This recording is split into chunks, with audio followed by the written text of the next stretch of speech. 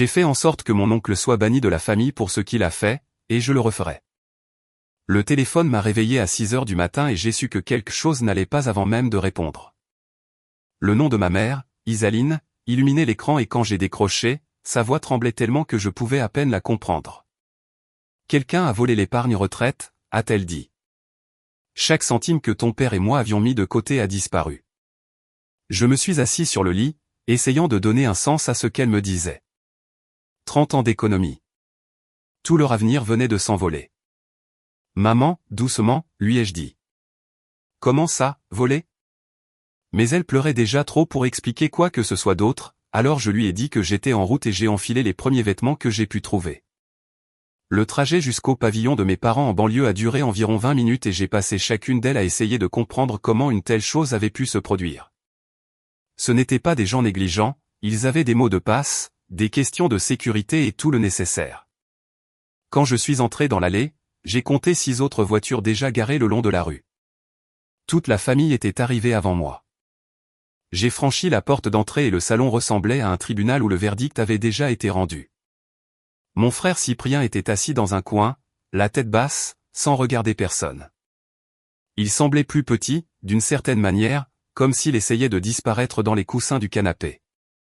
Mon oncle Désiré faisait les 100 pas devant la cheminée, le visage rouge et les mains s'agitant pendant qu'il parlait. Il avait toujours été la personne la plus bruyante dans n'importe quelle pièce, mais aujourd'hui, il semblait particulièrement exalté. Ma mère était assise à côté de mon père sur le canapé 2 places, s'essuyant les yeux avec un mouchoir en papier qui se désagrégeait déjà. Tous les autres se tenaient debout, comme s'ils attendaient que quelqu'un dise quoi faire ensuite. Ça devait être quelqu'un avec accès au compte, a dit Désiré, s'arrêtant pour désigner personne en particulier. Et nous savons tous que Cyprien a des problèmes d'argent.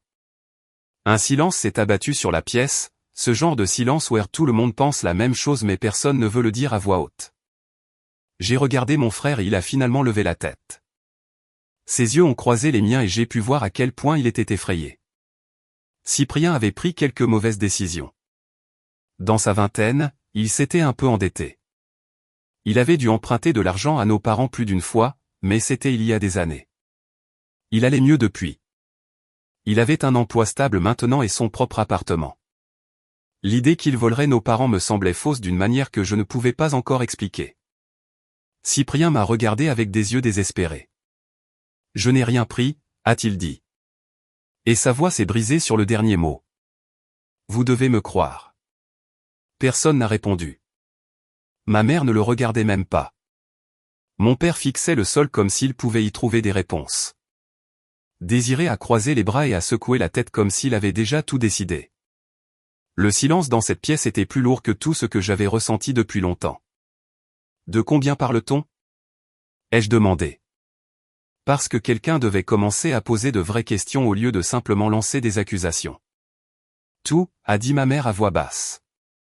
Le plan d'épargne retraite, les économies, même le fonds d'urgence. Plus de 200 000 €, Henri. Tout a été retiré au cours des 3 derniers mois. 3 mois.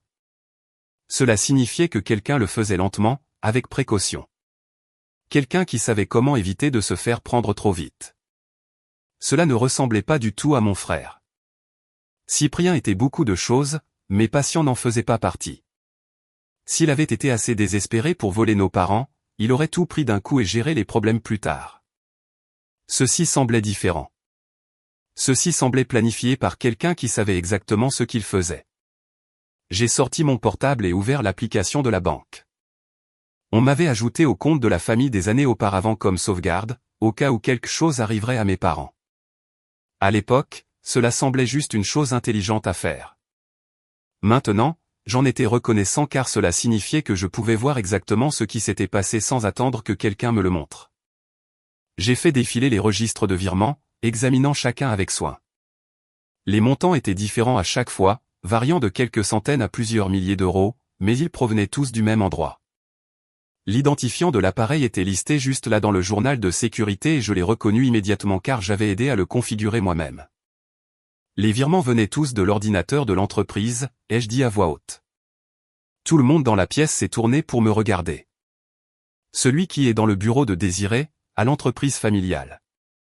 Pendant une seconde, quelque chose a changé sur le visage de mon oncle. Une petite lueur derrière ses yeux avant qu'il ne se reprenne. Cet ordinateur est là depuis 10 ans, a-t-il dit rapidement. N'importe qui dans la famille aurait pu l'utiliser. J'ai continué à regarder les registres sur mon téléphone. L'identifiant de l'appareil qui liait tout à ce bureau. Le bureau que Désiré gardait sous clé, l'ordinateur qui se trouvait à 3 mètres de son propre bureau, le même ordinateur que mon oncle utilisait chaque jour pour gérer les affaires de la famille.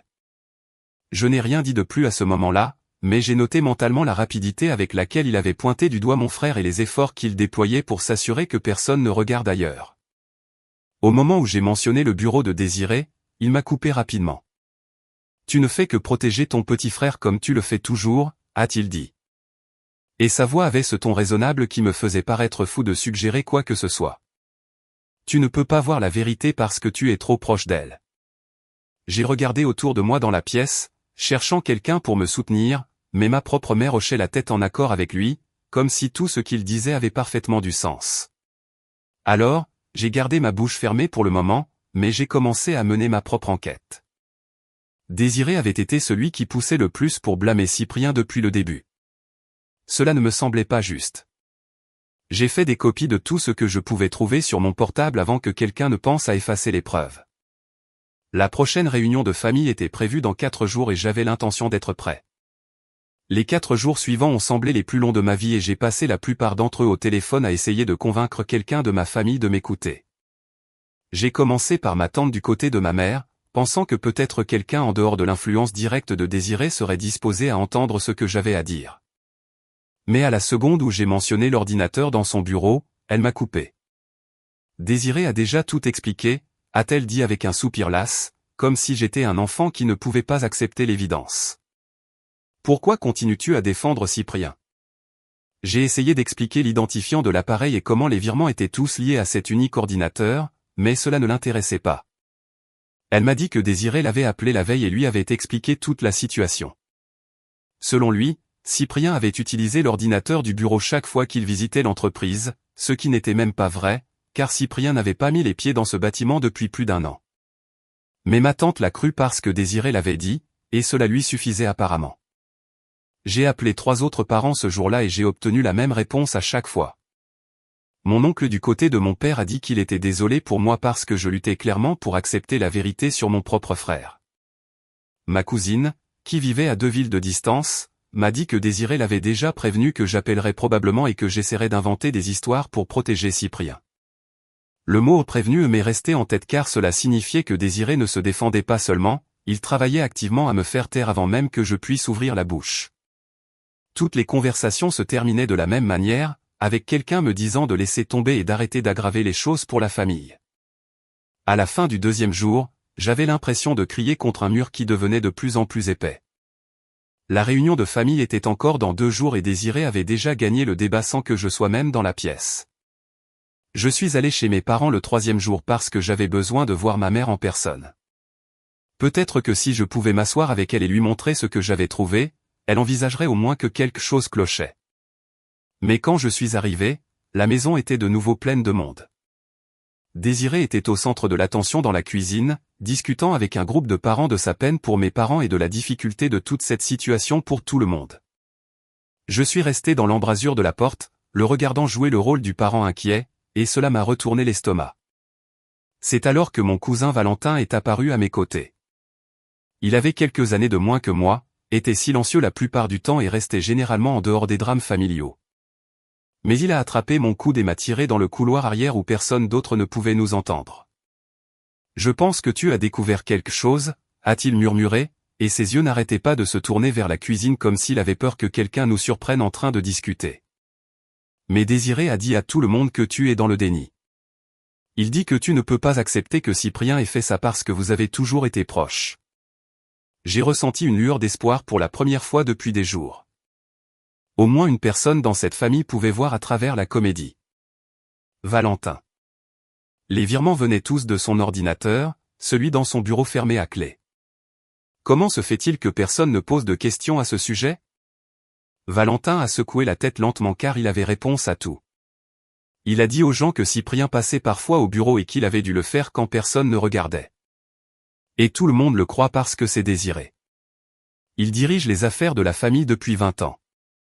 Les gens lui font confiance. J'avais envie de frapper un mur. Désiré avait passé des décennies à construire sa réputation de personne fiable, responsable, le type qui avait toujours les meilleurs intérêts de la famille à cœur. Et maintenant, il utilisait toute cette confiance pour détruire la vie de mon frère. Valentin a serré mon bras et m'a regardé dans les yeux. Sois prudent, Henri. Je ne sais pas ce qui se passe vraiment ici, mais Désiré a 3 longueurs d'avance sur toi. Quoi que tu prévois, assure-toi d'avoir des preuves irréfutables. Puis il s'est éloigné et a rejoint le groupe dans la cuisine comme si nous n'avions jamais parlé. Je suis resté dans ce couloir 1 minute, essayant de déterminer ma prochaine étape. Valentin avait raison sur un point. J'avais besoin de meilleures preuves. L'identifiant de l'appareil seul ne suffisait pas car Désiré avait déjà créé une histoire pour l'expliquer. J'avais besoin de quelque chose qui ne pouvait être ni déformé ni nié. Ce soir-là, je me suis assis à la table de la cuisine avec mon ordinateur portable ouvert et j'ai de nouveau examiné les relevés bancaires, ligne par ligne, cherchant tout ce que j'aurais pu manquer la première fois. J'ai extrait les eurodatages de chaque virement et les ai comparés à ce que je me souvenais de l'emploi du temps de Cyprien. Mon frère travaillait à un emploi régulier avec des horaires fixes et je savais avec certitude qu'il était au travail pendant certaines des heures où les virements étaient censés avoir eu lieu. Mais en examinant les registres de plus près, quelque chose semblait incorrect. Les eurodatages avaient été modifiés. Je pouvais le voir dans les métadonnées, dans les petits détails que la plupart des gens ne sauraient pas chercher. Quelqu'un était entré dans les registres et avait altéré les heures pour faire croire que les virements avaient eu lieu lorsque Cyprien était chez nos parents pour le dîner ou en visite le week-end. Les heures originales étaient différentes. Les heures originales se situaient pendant les heures de bureau, lorsque Cyprien était à son travail de l'autre côté de la ville. Quelqu'un avait délibérément fait paraître mon frère coupable en altérant les preuves après coup. Je me suis adossé à ma chaise et j'ai regardé l'écran pendant un long moment. Il ne s'agissait plus seulement de voler de l'argent, il s'agissait de faire accuser quelqu'un d'un crime qu'il n'avait pas commis. Et la seule personne qui avait accès à ces registres, la seule personne qui aurait pu faire ces modifications, était la même personne qui contrôlait les affaires de la famille et ce bureau fermé à clé. Désiré n'était pas seulement un voleur. Il mettait tout en scène pour que mon frère porte le chapeau. Le lendemain matin, je suis retourné chez mes parents avec mon ordinateur portable. J'avais des captures d'écran de tout, les eurodatages originaux et modifiés côte à côte pour que n'importe qui puisse voir la différence. J'ai trouvé ma mère, Isaline, dans la cuisine en train de faire du café et elle semblait fatiguée d'une manière que je n'avais pas vue depuis le décès de mon grand-père. Le stress de la semaine passée l'épuisait et une partie de moi se sentait mal d'ajouter à son fardeau, mais je ne pouvais pas laisser Cyprien tomber pour quelque chose qu'il n'avait pas fait. « Maman, je dois te montrer quelque chose », ai-je dit en posant l'ordinateur portable sur le comptoir. « Donne-moi juste 5 minutes, s'il te plaît. » Elle s'est tournée pour me regarder et son expression était déjà fermée. « Henri, je ne veux pas recommencer ça. » « Je sais, mais c'est important. Quelqu'un a falsifié les registres pour faire paraître Cyprien coupable. Les eurodatages ont été modifiés après que les virements ont eu lieu. Je peux le prouver. » J'ai commencé à tourner l'ordinateur portable vers elle, mais elle a levé la main avant même que je puisse ouvrir le fichier. « Désiré nous a déjà dit que tu essaierais ça, a-t-elle dit, et sa voix était si triste qu'elle m'a presque brisé. Il a dit que tu fabriquerais des preuves pour protéger ton frère. Il a dit que tu ne pourrais pas t'en empêcher parce que tu as toujours pris soin de Cyprien, même quand il ne le méritait pas. J'ai eu l'impression que le sol se dérobait sous mes pieds. Ma propre mère me regardait comme si j'étais le problème, comme si c'était moi qui blessais la famille en refusant d'accepter la vérité évidente. « Maman, je n'ai rien fabriqué. Ce sont de vrais registres. Les métadonnées ne mentent pas. » Elle a secoué la tête et est retournée à son café. « Je ne peux pas faire ça, Henri. Je ne peux pas continuer ce va-et-vient. Pendant que ton père et moi essayons de comprendre comment survivre sans notre retraite. Désiré nous a aidés avec ça. Il a été là pour nous et tout ce que tu as fait, c'est porter des accusations et causer plus de douleur. Je suis resté là avec mon ordinateur portable dans les mains, sentant que j'avais déjà perdu. Désiré avait atteint tout le monde avant moi. Il avait tellement envenimé la situation que tout ce que je dirais ne ferait que confirmer son histoire selon laquelle j'étais dans le déni. J'ai conduit chez moi en silence, essayant de savoir quoi faire ensuite. Ce soir-là, j'étais allongé dans mon lit, fixant le plafond, quand mon téléphone a vibré avec un message. C'était de Cyprien et quand je l'ai lu, mon cœur s'est serré encore plus que je ne le pensais possible. Il parle de porter plainte, disait le message, contre moi pour quelque chose que je n'ai pas fait. Je l'ai appelé immédiatement. Il a répondu à la première sonnerie et je pouvais entendre à quel point il était effrayé juste par la façon dont il a dit « Allô ? Qui t'a dit ça ?» ai-je demandé. Papa m'a appelé il y a 1 heure. Il a dit que Désiré l'avait convaincu que porter plainte est le seul moyen de récupérer l'argent. Il pense que si je vais au tribunal, je craquerai et je dirai où j'ai tout caché. Sa voix tremblait. Henri. Je n'ai pas leur argent, je n'y ai jamais touché, mais personne ne me croit, sauf toi. J'ai serré mon téléphone si fort que mes doigts sont devenus blancs. Désiré laissait Cyprien porter le chapeau. Il allait envoyer mon frère en prison pour couvrir son propre crime et si je ne trouvais pas un moyen de l'arrêter, ça allait marcher. Désiré avait monté tout le monde contre moi avant même que j'ouvre la bouche, transformant ma propre famille en témoin de la défense pour lui au lieu de la mienne. Il savait exactement ce que je trouverais dans ses registres, ce qui signifiait qu'il savait exactement ce qu'il cachait et il avait déjà construit ses murs avant que je puisse les abattre. Valentin était le seul qui écouterait et même lui avait peur de parler devant le reste de la famille, mais j'ai remarqué quelque chose dans ses eurodatages modifiés que Désiré avait manqué. Les modifications provenaient du même appareil qui avait effectué les virements originaux, ce qui signifiait que les empreintes digitales étaient identiques. Et je pouvais le prouver si j'avais le bon logiciel et 10 minutes seul avec son ordinateur. L'entreprise familiale avait une réunion du conseil d'administration prévue le vendredi matin à 10 heures. Tout le monde serait dans la salle de conférence à analyser les rapports trimestriels. Tout le monde, sauf moi, car Désiré avait déjà convaincu tout le monde que je ne devais pas être impliqué dans les affaires familiales sensibles tant que la situation avec Cyprien ne serait pas résolue. J'ai appelé Valentin ce soir-là et je lui ai dit ce dont j'avais besoin. Au début, il est resté silencieux à l'autre bout du fil et je pouvais sentir qu'il pesait les risques par rapport à ce que nous pourrions trouver. « Tu veux que je tienne Désiré occupé pendant que tu te faufiles dans son bureau ?» a-t-il dit. Et ce n'était pas vraiment une question. « Je ne me faufile pas, » ai-je dit. Le bureau est dans un bâtiment que ma famille possède. J'ai tout à fait le droit d'y être. Valentin a ri, mais ce n'était pas un son joyeux. Essaie de dire ça à Désiré quand il te surprendra à toucher à son ordinateur. J'ai attendu pendant qu'il réfléchissait. Je pouvais l'entendre respirer à l'autre bout du téléphone et je savais qu'il avait peur. Nous avions tous les deux peur, mais ensuite il a dit, « D'accord, je le ferai, mais tu as intérêt à trouver quelque chose de solide là-dedans, Henri, parce que si tu ne trouves rien, nous aurons tous les deux l'air d'idiots et Cyprien ira quand même en prison. » Je lui ai dit que je comprenais les risques et nous avons élaboré un plan pour le vendredi matin. Valentin se présenterait à la réunion du conseil quelques minutes en avance et acculerait Désiré avec des questions sur les rapports budgétaires. Il a dit qu'il pourrait le faire parler pendant au moins 15 minutes s'il jouait bien ses cartes, peut-être plus s'il faisait semblant d'être confus sur certains chiffres.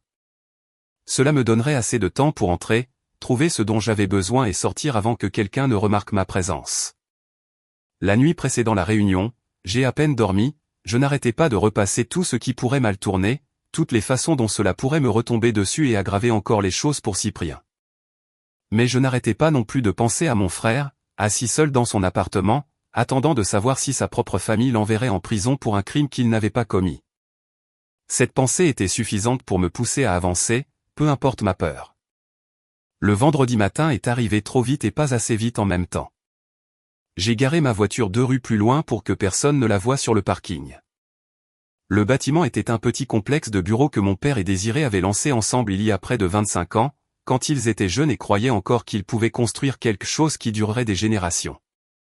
Maintenant, ce n'était qu'une preuve de plus de la trahison de mon oncle. J'ai observé de l'autre côté de la rue pendant que les gens commençaient à arriver pour la réunion. La voiture de mon père est entrée la première, puis quelques autres membres du conseil qui n'étaient pas de la famille mais qui étaient dans l'entreprise depuis des années. Désiré est arrivé à 9h45 précise, conduisant la berline de luxe qu'il avait achetée l'année dernière. À l'époque, je me souviens avoir pensé qu'il avait dû trouver une bonne affaire quelque part. Maintenant, je me demandais quelle part de l'épargne de mes parents était garée dans cette allée. Valentin m'a envoyé un message à 9h58. J'entre maintenant, il se dirige vers la salle de conférence. Tu as 15 minutes, peut-être 20 si j'arrive à faire durer. J'ai pris une profonde inspiration et j'ai traversé la rue comme si j'avais ma place ici. Ce qui était techniquement vrai.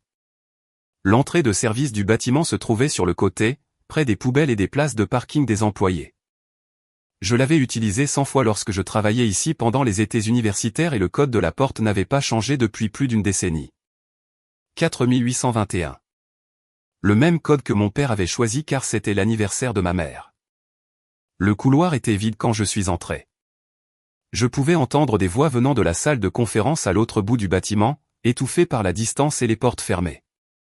Le bureau de Désiré était au premier étage, en haut des escaliers de service et à gauche. Je me suis déplacé rapidement, mais j'ai essayé de ne pas courir, car courir aurait semblé suspect si quelqu'un m'avait vu par hasard. La porte de son bureau était fermée, mais pas verrouillée.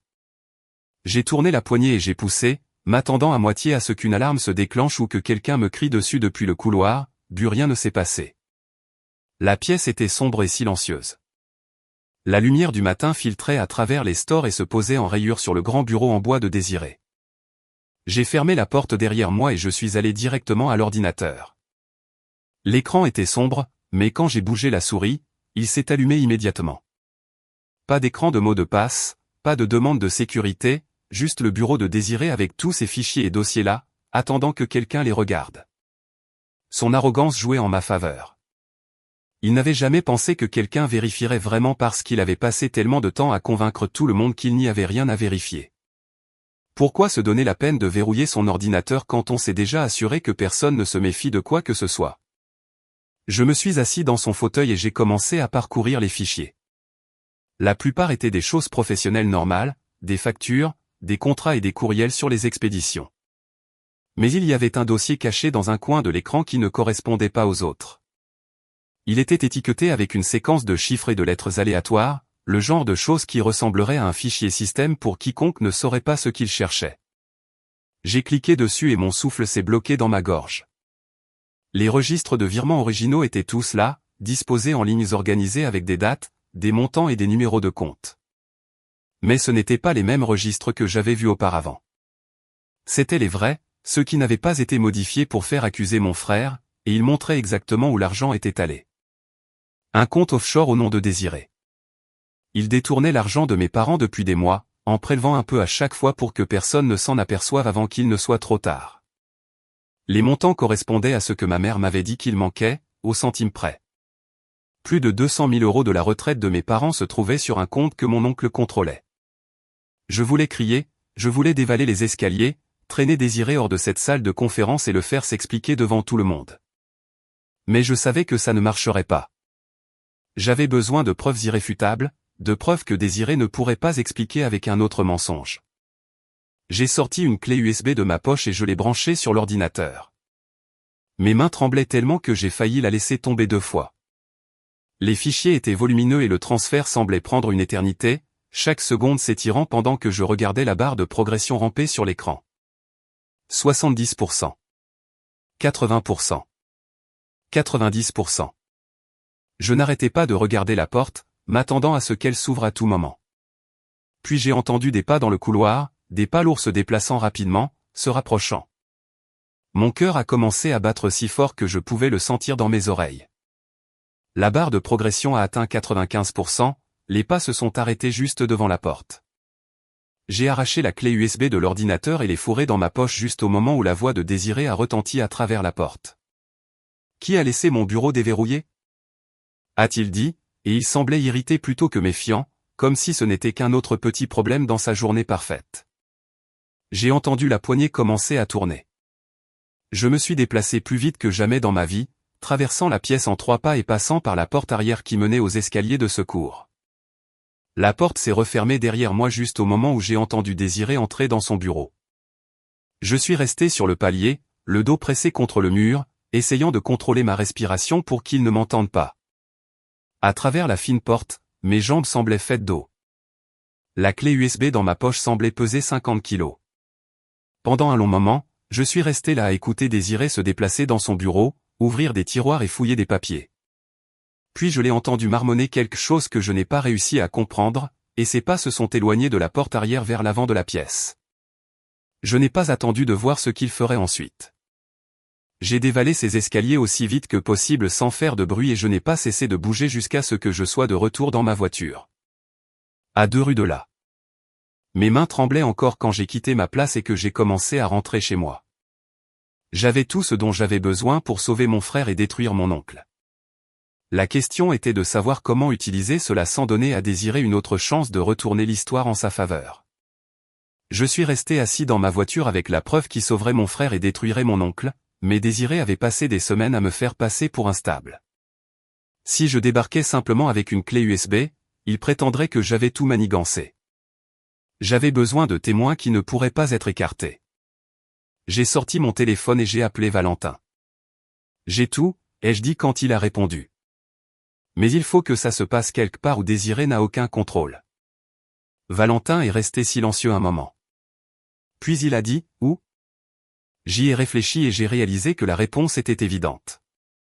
Le dîner d'anniversaire de mariage de mes parents était samedi. Toute la famille serait là. Désiré serait là, confiant et intouchable. Il n'avait aucune idée que j'étais sur le point de lui rendre l'appareil pour chaque mensonge qu'il avait raconté sur mon frère. Le samedi est arrivé plus vite que prévu et j'ai passé la majeure partie de la journée à revoir mon plan à plusieurs reprises jusqu'à ce que j'en ai mémorisé chaque détail. La clé USB était dans ma poche comme un petit poids qui me rappelait constamment l'enjeu. Je suis arrivé chez mes parents environ 1 heure avant le début du dîner et j'ai été surpris de voir à quel point tout était beau. Ma mère avait dressé la table de la salle à manger avec la bonne nappe, celle qu'elle ne sortait que pour les occasions spéciales, et il y avait des fleurs au centre de la table qui devaient avoir coûté plus cher que ce qu'elle dépensait habituellement pour ce genre de choses. Des bougies étaient allumées partout, donnant à toute la pièce cette lueur chaude qui donnait l'impression que rien de mal ne s'était jamais produit dans cette famille. Pendant un instant, j'ai presque oublié pourquoi j'étais vraiment là. Le dîner d'anniversaire a commencé de manière charmante, mon père aidant ma mère à s'asseoir comme s'ils étaient à un premier rendez-vous au lieu de célébrer des décennies de mariage. Mes parents semblaient heureux pour la première fois depuis des semaines et les voir se sourire m'a serré la poitrine parce que je savais que ce que j'étais sur le point de faire pourrait ruiner cette soirée pour toujours. Mais ensuite j'ai pensé à Cyprien et ce serment s'est transformé en quelque chose de plus dur. Les autres invités ont commencé à arriver un par un, tante, oncle et cousins franchissant la porte d'entrée avec des cartes et des petits cadeaux emballés dans du papier brillant. Tout le monde a embrassé mes parents et a dit les choses que l'on dit lors des fêtes d'anniversaire. Des choses comme « Vous êtes une source d'inspiration et à de nombreuses autres années ensemble ».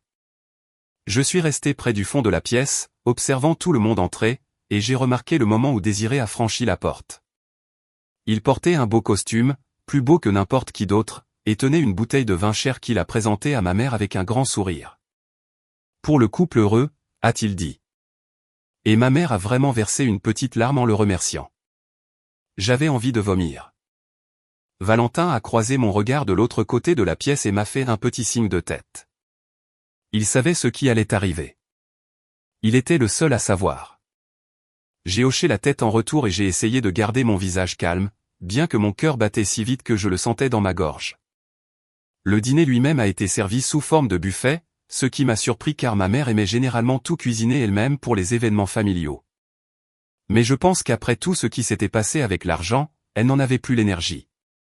La nourriture était bonne, cependant, une sorte de poulet avec des légumes et des pommes de terre, et tout le monde était assis autour de la grande table, discutant et riant comme si c'était juste une autre réunion de famille. Je n'arrêtais pas de regarder la chaise vide au bout de la table, celle où Cyprien aurait dû être assis. Avant le début du dîner, j'avais demandé à ma mère pourquoi il n'était pas là. Elle a pris un air mal à l'aise et a dit qu'on lui avait demandé de ne pas venir. C'est trop gênant en ce moment. Jusqu'à ce que tout soit réglé, je pense qu'il vaut mieux qu'il reste à l'écart. La façon dont elle a dit ça, comme si Cyprien était une sorte de problème à gérer plutôt que son propre fils, m'a mis tellement en colère que j'ai dû m'éloigner avant de dire quelque chose que je regretterais.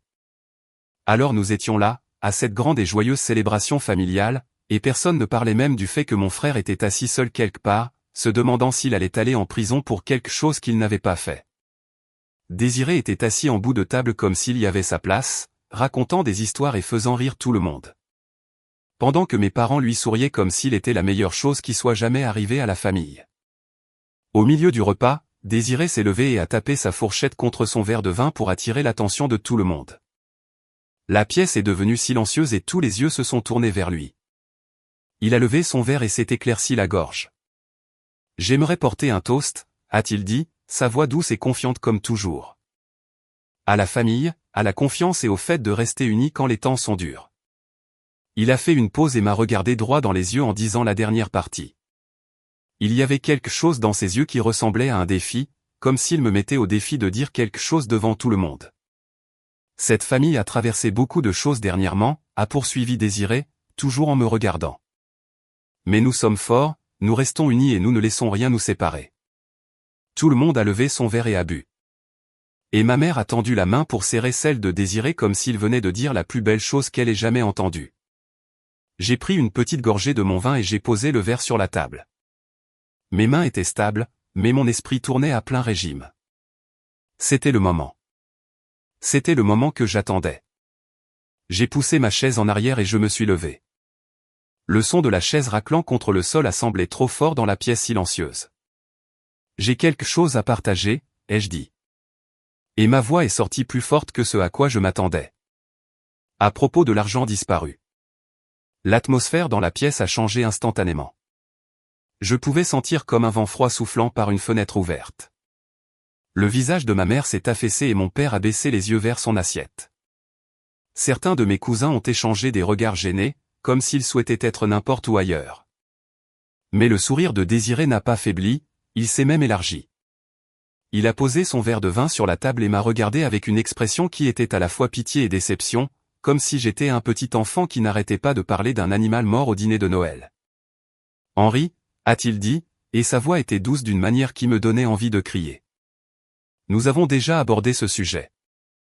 Ne gâchons pas la soirée de tes parents avec d'autres théories du complot. Quelques personnes autour de la table ont hoché la tête et j'ai entendu quelqu'un murmurer quelque chose que je n'ai pas bien saisi. Ma mère a tendu la main vers moi à travers la table. « S'il te plaît, Henri » a-t-elle dit doucement. « Pas aujourd'hui.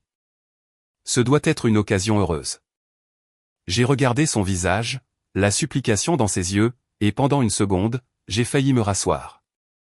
Chaque visage à cette table me regardait comme si j'étais le problème, comme si c'était moi qui blessais la famille en refusant d'accepter la vérité évidente.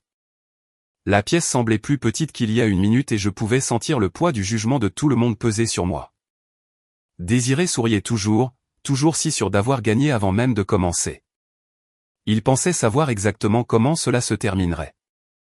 Il pensait que je reculerais comme je le faisais toujours, que je marmonnerais des excuses, que je me rassoirais sur ma chaise et que je le laisserais continuer son histoire. Mais ensuite j'ai pensé à Cyprien, seul dans son appartement en ce moment, probablement en train de regarder son téléphone, attendant des nouvelles pour savoir si sa propre famille allait détruire sa vie. J'ai pensé à la clé USB dans ma poche avec toutes les preuves dont j'avais besoin. J'ai pensé à la façon dont Désiré avait regardé mon père dans les yeux et avait menti sur tout, et comment il continuerait à mentir jusqu'à ce que quelqu'un l'arrête. Je ne me suis pas assis. Au lieu de cela, j'ai mis la main dans ma poche et j'ai sorti la clé USB, la tenant en l'air pour que tout le monde puisse la voir. Je ne demande à personne de me croire, ai-je dit, en gardant ma voix aussi calme que possible, même si mon cœur battait la chamade. Je vous demande de regarder. La preuve que Désiré ne voulait pas que vous voyiez. La pièce est devenue complètement silencieuse. Personne ne bougeait, personne ne respirait. Le sourire de Désiré s'est finalement fissuré, juste un peu sur les bords. Et pour la première fois depuis que tout cela a commencé, j'ai vu quelque chose qui ressemblait à de la peur dans ses yeux. J'ai sorti mon ordinateur portable de mon sac et je l'ai posé sur la table devant moi. Mes mains étaient étonnamment stables maintenant que le moment était enfin arrivé. La clé USB a cliqué en s'insérant dans le port et j'ai ouvert les fichiers, tournant l'écran pour que tout le monde puisse voir. Les relevés bancaires ont rempli le moniteur, ligne après ligne de virements avec des dates, des montants et des numéros de compte qui racontaient toute l'histoire. Ce sont les registres originaux de l'ordinateur de Désiré, ai-je dit. Ceux qui montrent où l'argent est vraiment allé. Ma mère s'est penchée en avant pour regarder l'écran et j'ai observé ses yeux parcourir les chiffres. Les relevés bancaires remplissaient l'écran, montrant tout ce que j'avais trouvé dans ce bureau. Le compte offshore avec sa longue série de chiffres, les eurodatages modifiés qui avaient été changés pour faire accuser mon frère. Et juste là, en bas de chaque virement, clair comme le jour, se trouvait la signature numérique de Désiré sur chacun d'eux. J'ai fait défiler l'écran pour que tout le monde puisse voir, pointant chaque preuve au fur et à mesure qu'elle apparaissait. Voici le compte où tout l'argent est allé, ai-je dit. Plus de 200 000 € transférés en petite quantité sur 3 mois. Et cette signature, juste ici. Ce code numérique ne peut provenir que d'une seule personne. La personne qui a ouvert le compte en premier lieu. La pièce était si silencieuse que je pouvais entendre l'horloge faire tic-tac sur le mur derrière moi. Mes oncles et tantes regardaient l'écran, la bouche bée. Mon père était devenu complètement pâle, ses mains agrippant le bord de la table comme s'il pouvait tomber s'il lâchait prise. Et Désiré, pour la première fois depuis que je le connaissais, ressemblait à un homme qui venait de réaliser qu'il n'était pas aussi intelligent qu'il le pensait. Mais il s'est repris rapidement, plus rapidement que ce à quoi je m'attendais. Il a frappé la table avec sa main assez fort pour faire trembler les assiettes et quand il a parlé, sa voix est sortie trop forte pour la petite pièce. C'est une fabrication, a-t-il dit. Et il y avait une nuance dans ces mots que je n'avais jamais entendus auparavant. Henri essaie de me piéger depuis le début. Je vous avais tous dit que ça arriverait. Je vous avais prévenu qu'il inventerait des preuves pour protéger son frère. Et le voilà, faisant exactement ce que j'avais dit qu'il ferait. Il a regardé autour de la table, vers tous les visages qu'il observait, essayant de trouver quelqu'un qui hocherait la tête comme il le faisait toujours. Mais personne ne hochait la tête cette fois, personne n'était d'accord avec lui, ni ne secouait la tête vers moi. Tout le monde regardait simplement l'écran avec des expressions de ceux qui ne savaient plus quoi croire. Ma mère était toujours penchée en avant, les yeux fixés sur les chiffres. J'ai observé son visage changer tandis qu'elle regardait les informations du compte, les regardant vraiment pour la première fois sans la voix de Désiré dans son oreille, lui disant quoi penser.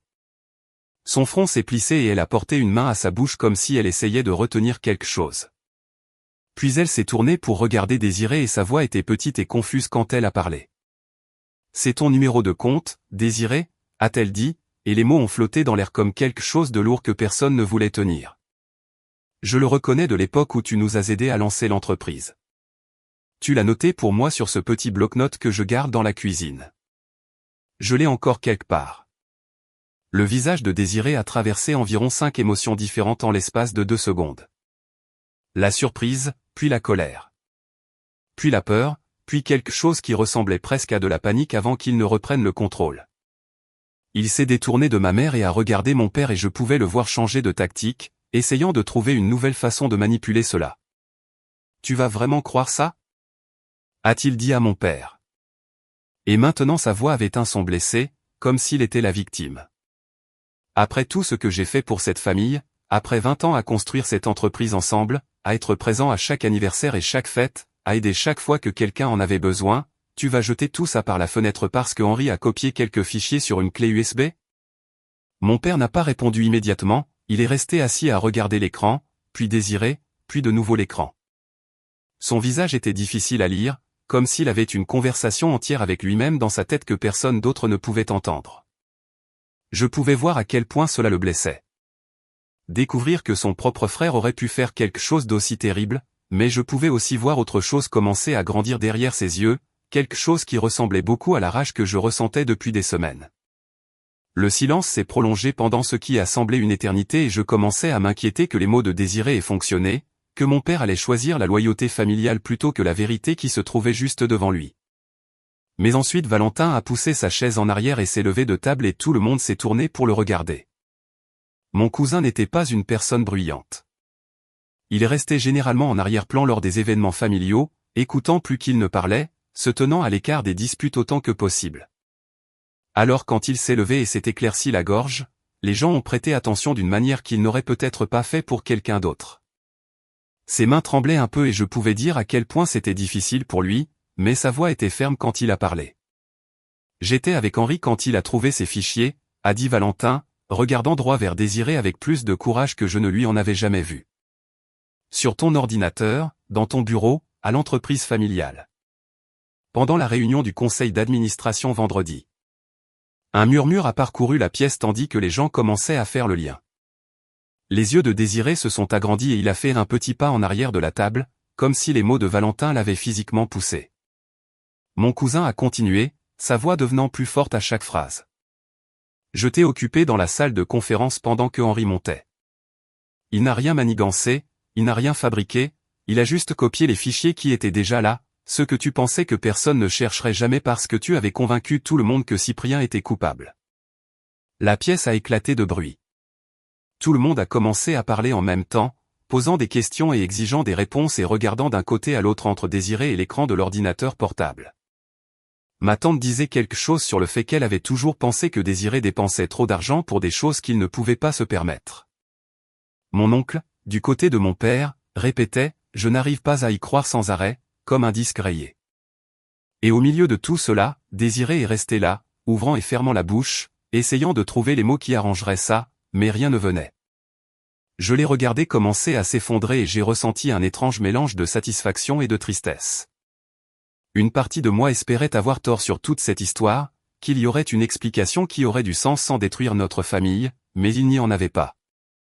La preuve était là sur l'écran et Valentin venait de confirmer exactement comment je l'avais obtenu. Désiré était pris et tout le monde dans la pièce le savait. Ma mère s'est tournée complètement vers lui et son expression est passée de la confusion à quelque chose de beaucoup plus froid. « Tu es venu chez nous le lendemain de notre découverte », a-t-elle dit lentement, comme si elle assemblait un puzzle dans sa tête et n'aimait pas l'image qui se formait. « Tu t'es assis dans notre salon et tu as pointé du doigt Cyprien. Tu nous as dit qu'il devait l'avoir fait parce qu'il avait besoin d'argent.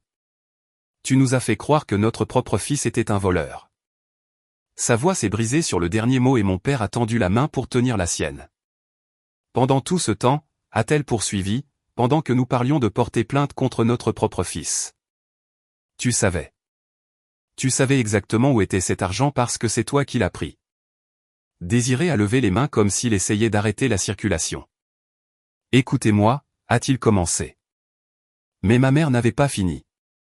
N'ose pas prononcer mon nom comme si nous étions encore de la même famille, a-t-elle dit, et sa voix est devenue plus forte que je ne l'avais jamais entendue. Tu allais laisser mon fils aller en prison pour quelque chose que tu as fait. Quelle sorte de personne fait ça? Je suis resté là à regarder cela se dérouler, me sentant comme dans un rêve où tout se passait enfin comme il aurait dû se passer depuis le début. Tous ces jours à être traité de fou, à être réduit au silence chaque fois que j'essayais d'expliquer ce que j'avais trouvé, à voir mon frère être banni de la famille pour un crime qu'il n'avait pas commis.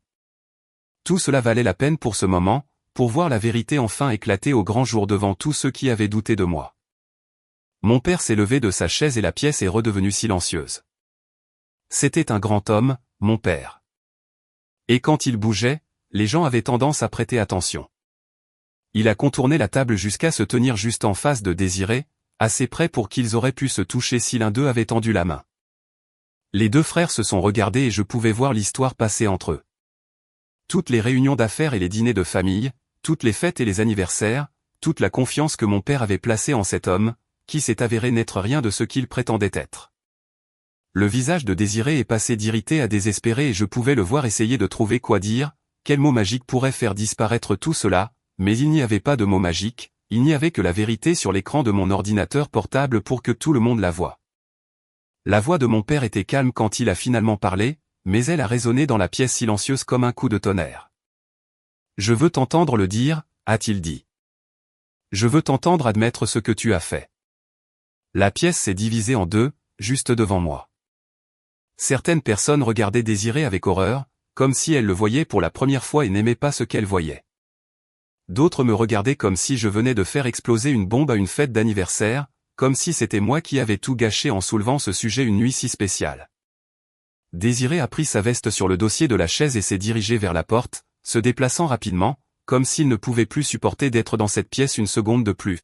« Je n'ai pas à écouter ça », a-t-il dit par-dessus son épaule, sa voix essayant de paraître confiante mais sortant tremblante.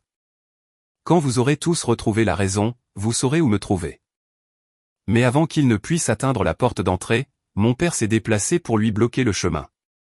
Les deux frères se sont retrouvés face à face pour la première fois, sans toute la comédie, sans les masques qu'ils portaient l'un pour l'autre depuis des années. 20 ans de scènes familiales, de partenariats commerciaux et de cartes de vœux flottaient dans l'air entre eux, tout en équilibre sur ce qui se passerait dans les 30 prochaines secondes. Mon père a parlé le premier et sa voix était basse et dure d'une manière que je ne lui avais jamais entendue. « Tu m'as dit que mon propre fils était un voleur, » a-t-il dit, et chaque mot a atterri comme un coup de poing.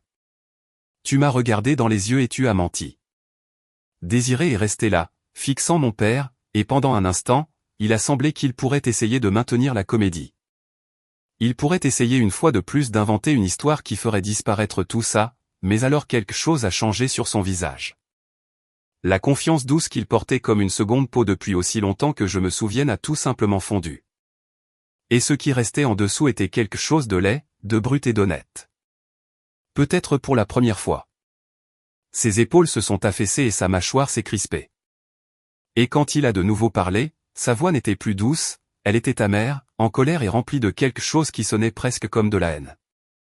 J'ai bâti cette entreprise, a dit Désiré, et il a pointé du doigt la poitrine de mon père. J'ai fait de cette famille ce qu'elle est. J'ai passé 20 ans à transformer cette petite PME en quelque chose de réel, quelque chose qui rapportait vraiment de l'argent, quelque chose qui mettait de la nourriture sur la table pour vous tous. Tu crois que j'allais laisser tout ça être gaspillé pour ta retraite ? Les mots ont flotté dans l'air comme du poison et j'ai vu le visage de mon père changer alors qu'il réalisait ce que son frère disait vraiment. Il ne s'agissait plus seulement d'argent volé. Il s'agissait d'un ressentiment qui couvait depuis des décennies.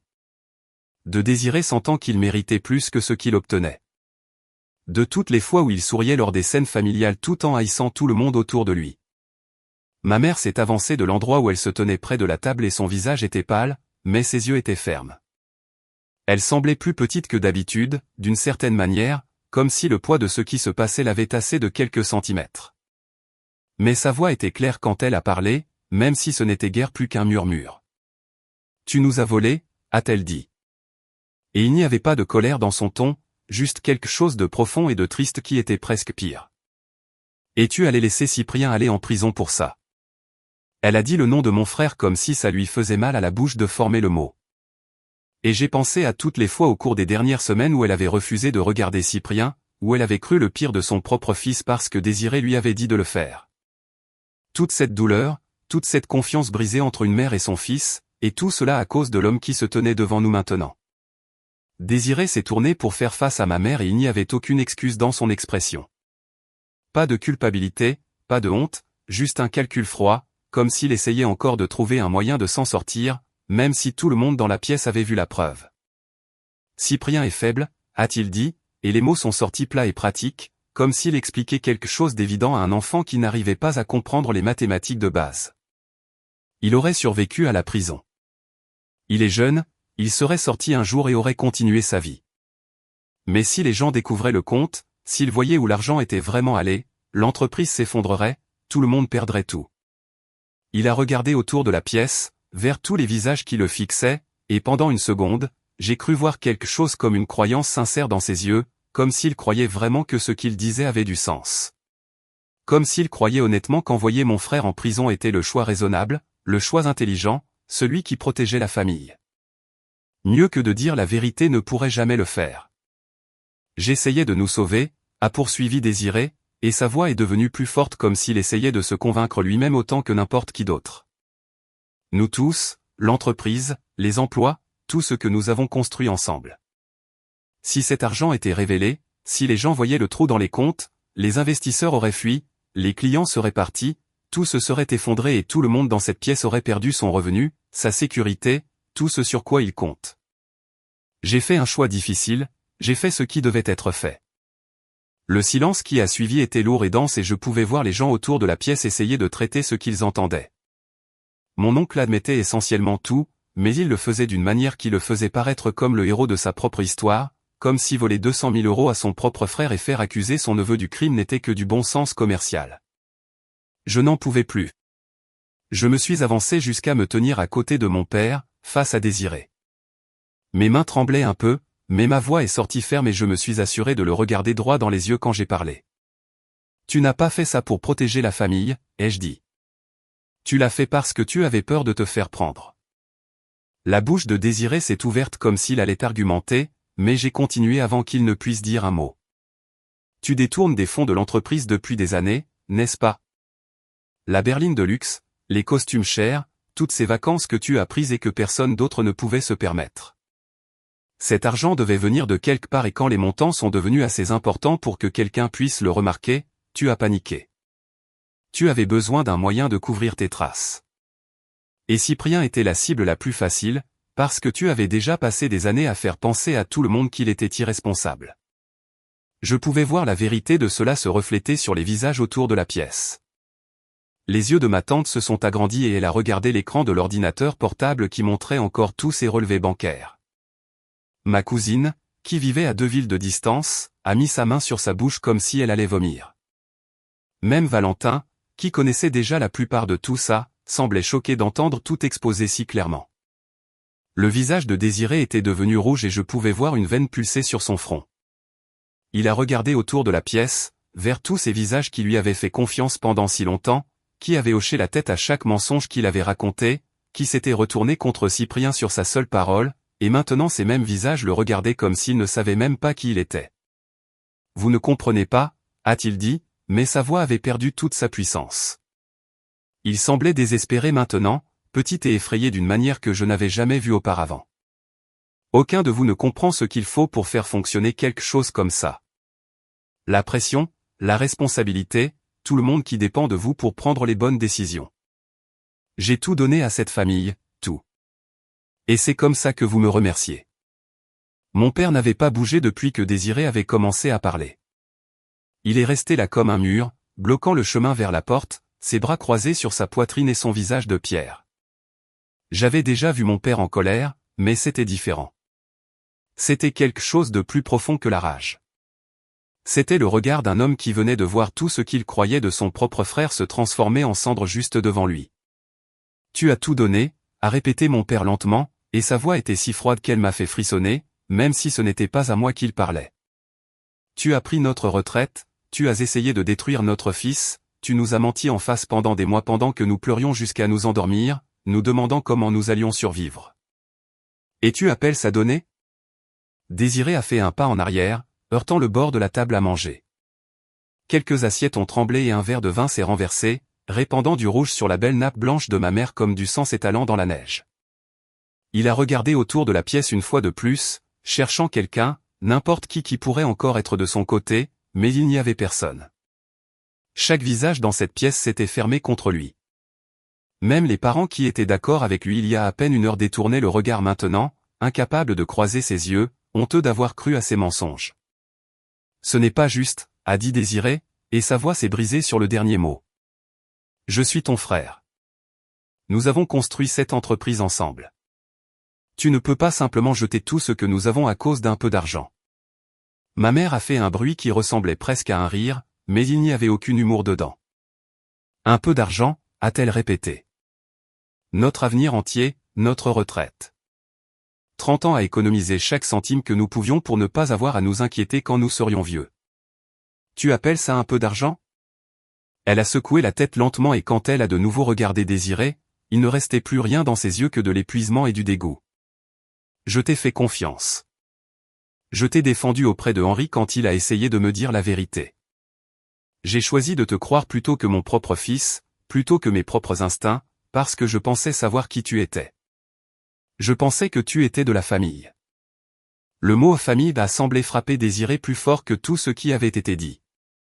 Il a reculé comme si quelqu'un l'avait giflé et pendant une seconde, j'ai vu quelque chose qui aurait pu être une véritable émotion traverser son visage.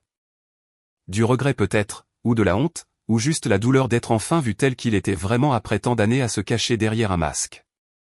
Mais ensuite, cela a disparu, remplacé par ce même regard dur et en colère qu'il portait depuis que ses excuses avaient cessé de fonctionner. Il a ajusté sa veste et a relevé le menton, essayant de s'accrocher à ce qui restait de sa dignité, même si tout le monde dans la pièce pouvait voir à travers lui. « C'est bon » a-t-il dit, et sa voix est devenue plate et froide. « Si c'est comme ça que vous le voulez. Mais ne venez pas pleurer chez moi quand l'entreprise s'effondrera et que vous ne saurez plus quoi faire. Ne m'appelez pas quand vous réaliserez que vous avez besoin de mon aide pour faire tourner les choses. J'en ai assez de sauver des gens qui n'apprécient pas ce que j'ai fait pour eux. » Il s'est tourné vers la porte comme s'il allait partir de son propre chef, comme si c'était son choix plutôt que sa punition. Mais mon père se tenait toujours sur le chemin et il n'a pas bougé d'un centimètre. Au lieu de cela, il a tendu la main et a ouvert la porte d'entrée, laissant entrer une rafale d'air froid de la nuit qui a fait vaciller et danser les bougies sur la table à manger. Puis mon père a pointé du doigt la rue à l'extérieur et sa voix était ferme et finale quand il a parlé. « Pars, a-t-il dit, et ne reviens plus jamais. » Désiré est resté là un long moment, regardant son frère comme s'il ne pouvait pas croire ce qui se passait. comme si, même après tout ce qui avait été dit, une partie de lui s'attendait à ce que mon père change d'avis à la dernière seconde et dise que tout allait bien, qu'il pouvait arranger ça, que la famille était plus importante que l'argent, la vérité ou toute autre chose qui venait de lui être jetée à la figure. Mais mon père n'a pas bougé, il a juste continué à pointer vers cette porte ouverte, vers l'obscurité qui attendait dehors, vers la fin de tout ce sur quoi Désiré pensait pouvoir compter. Et finalement, après ce qui a semblé une éternité, Désiré l'a franchi. Ses pas ont résonné sur le porche. Puis ils ont disparu alors qu'il descendait l'allée vers sa berline de luxe qui a probablement été achetée avec l'argent qu'il nous avait volé. Personne n'a rien dit jusqu'à ce que nous entendions le moteur démarrer et ses phares balayer les fenêtres avant alors qu'il reculait et partait. Alors, ma mère s'est assise lourdement sur la chaise la plus proche et a mis son visage dans ses mains. Et mon père a fermé la porte et s'est appuyé contre elle comme s'il avait besoin de quelque chose de solide pour le soutenir. Le dîner d'anniversaire était ruiné, la belle nappe était tachée de vin, les bougies se consumaient jusqu'au bout et la moitié de la nourriture sur la table avait refroidi pendant que nous étions tous trop occupés à gérer la vérité pour manger. Mais en regardant ma famille, toutes ces personnes qui voyaient enfin ce que j'essayais de leur montrer depuis des semaines, j'ai senti quelque chose se relâcher dans ma poitrine, qui était si serrée depuis si longtemps que j'avais oublié ce que c'était de respirer normalement. Valentin est venu et a posé une main sur mon épaule, et ma mère m'a regardé avec des larmes coulant sur son visage. « Appelle ton frère » a-t-elle dit, la voix brisée. « Dis-lui de rentrer à la maison. » Commentaire, je voulais partager une dernière pensée avec vous. Parfois, la vie nous place face à des choix incroyablement difficiles. Protéger la vérité et ceux que l'on aime implique parfois de poser des limites très claires, même avec nos proches. Il ne s'agit pas de chercher le conflit, mais de se respecter suffisamment pour refuser de vivre dans le mensonge. Le chemin vers la guérison commence souvent par une étape douloureuse mais nécessaire, l'honnêteté. Je crois que la véritable force réside dans notre capacité à agir avec intégrité, surtout lorsque c'est difficile. Chacun de nous a le pouvoir de cultiver un environnement de respect et de bienveillance. Choisir sa tranquillité d'esprit n'est pas égoïste, c'est une responsabilité fondamentale envers soi-même. Puissiez-vous toujours trouver le courage de protéger votre paix intérieure et de vivre avec authenticité. Prenez bien soin de vous et des personnes qui vous sont chères. Cette histoire vous a plu? Laissez un commentaire et abonnez-vous pour soutenir la chaîne. D'autres histoires arrivent bientôt.